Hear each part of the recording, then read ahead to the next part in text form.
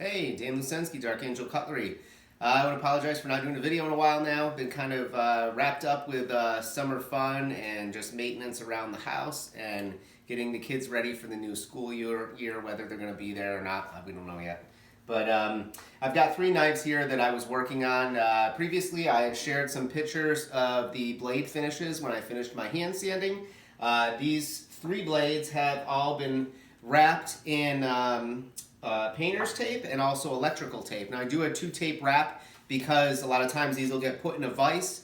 They're being handled around a belt sander, and right now I have them by the 1x30, but sometimes you get little sanding nicks and stuff on there, and with the electrical tape around the paper's tape you get a little bit better of a wrap, plus you're able to clamp it down really tight in a vise if when we're doing the hand sanding and the handwork. But typically when I get hand sanding, I'm already past the point where I've done the gluing and the pinning and the preliminary sanding or the shaping.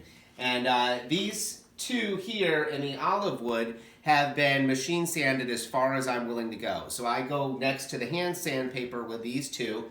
This Ziricote has not been second machine sanded yet. So first, I went to the 2x72 and I got the profile sanded up with a very coarse belt. I think I was using a 60 grit belt. And I shaped up the profile and I slimmed down the width of the handle scales to what I wanted. Now, usually when I put scales on a full tang blade, I go with a much thicker piece of wood than what I need to. That way, when I'm pinning and securing, there's lessens the chance of the wood cracking, especially if you're working with burl or a briller wood like Ziricote. And ironically, I did have a small crack in this handle, and I took some sawdust and some glue, and I filled that crack and bonded it very well. So when we finish the blade, if we still see that crack, I might cut away that segment of wood and put a brass spacer in there and then put a different piece of wood on the end there and repin. Now, it's not a bad thing. I look at mistakes and things that happen like that as an opportunity to make things better. So if I do end up repairing this crack that way and my repair with the gap filler and the sawdust doesn't hold, then good, it'll be a better looking knife and it'll make me a better knife maker because I'll be doing something a little more elaborate with a brass spacer and a second handle material in there, and this will make this that much better. So I look at those opportunities as a good thing. So before I get started on the 1x30, which is my second step in sanding hand scale or sanding full tang scales, I want to show you just what I did with the other two. So we're going to set this last one down for a moment. And I have two different styles of blades here. These are both olive burl, and got some nice heartwood running down through the sides. Beautiful pieces. They both came from the same slab of wood, and I think I had shared a couple other pictures of these before. But these have been preliminary shaped on the 2x72 first to get my width down and get my profiles right to the tang. Then I came over here on the 1x30 with an 80 grit belt and also a 180 grit belt. So these have gone to 180 grit. They started with the 80 and then 180. So you can see that they're shaped down pretty well. We have some angles around the edges. There are still some hard lines that'll be taken out with hand sandpaper next. And I got them to a good point. But I want to just kind of reveal the grain a little bit. This olive burl is gorgeous stuff, but I want to reveal it a little bit, and if there are any cracks or any imperfections, sometimes this feed and wax will reveal that, because this will give it a little bit of a luster, but also reveal a lot of the grain that you don't see with the 180 grit paper. So just take a little of this, put it on there, and as you can see, it's already revealing the wood and the beauty. So that's what we've got so far with a 180 grit belt. And like I said, this has just been machine sanded. I've yet to do any hand sanding. That'll be the next step. And as well, the other side. And I love the way that heartwood looks. Just beautiful stuff. We've got a lot of really well mechanically fastened. These are got a lot of. We've got two 1/4 inch pins. We've got our 5/8 Dark Angel Cutlery custom pin. And then our, I can't remember what size this pin is. It's One step up from 5/8 though. So it's a nice big hollow pin, and it's got some thickness to it. And that's what we got so far. So next this will get hand sanded. I'll probably go right into like a 150 grit sandpaper and bring it up to like 600, maybe 800 even, we'll see.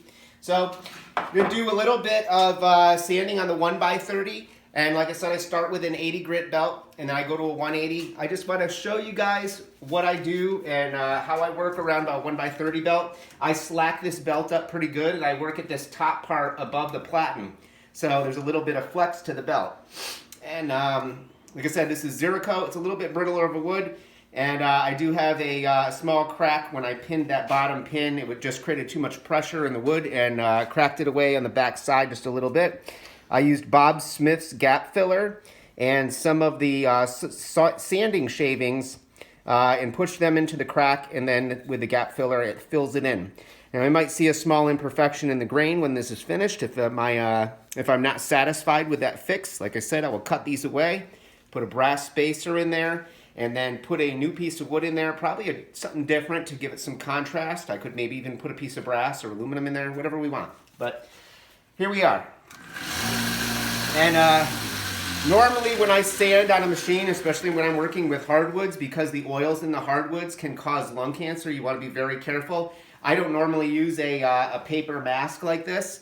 I use a full respirator, but because we're just doing a little bit real quick, just for demonstration, just threw this on. I wanted you guys to be able to hear me, so here we go.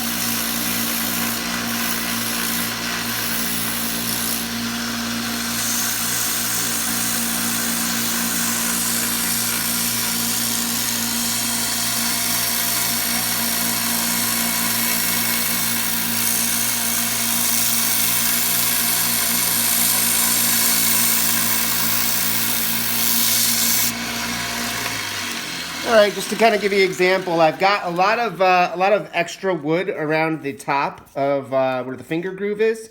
Now I've got a couple small sanding wheels with a Dremel. I might get in there with that. But as you can see, when I was sanding that, I was using the edge of the belt to try to cut this away, and you can see that that's been pitched back now and removed really well. And you can see where I wrapped with that double tape I was telling you about. I avoided nicking the blade at all or damaging the blade. If you look at any of the pictures of these that I shared, these are satin finished to I want to say a 600 grit. I used some Rhino wet and went 400, then 600 grit. And they have a beautiful finish. So I really want to preserve that finish to the blade. I want to avoid nicking any of this taped area. And I'm going to get back to this, but I just wanted to share before I finish this up. I'm going to put my respirator on and finish this up because I can smell the wood even through this, and I don't want to get any particles in there or any oils from the wood, just to keep it safe. And I'm going to get back to it. So I've got to take the handle width down just a little bit more to reveal my pin here.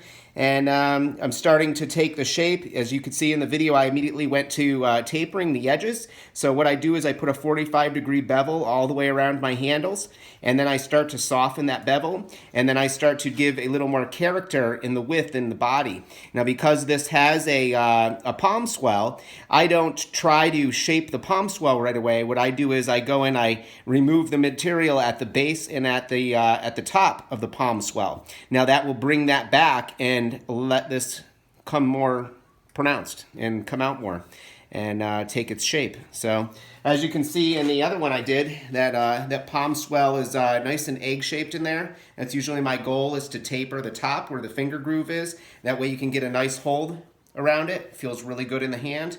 And that's it. So thank you for tuning in. Thank you for checking it out. Dan Lucinski, Dark Angel Cutlery. More to come. You should be finished soon, so tune in. Take care. Peace, love, and happiness. Dark Angel Cutlery.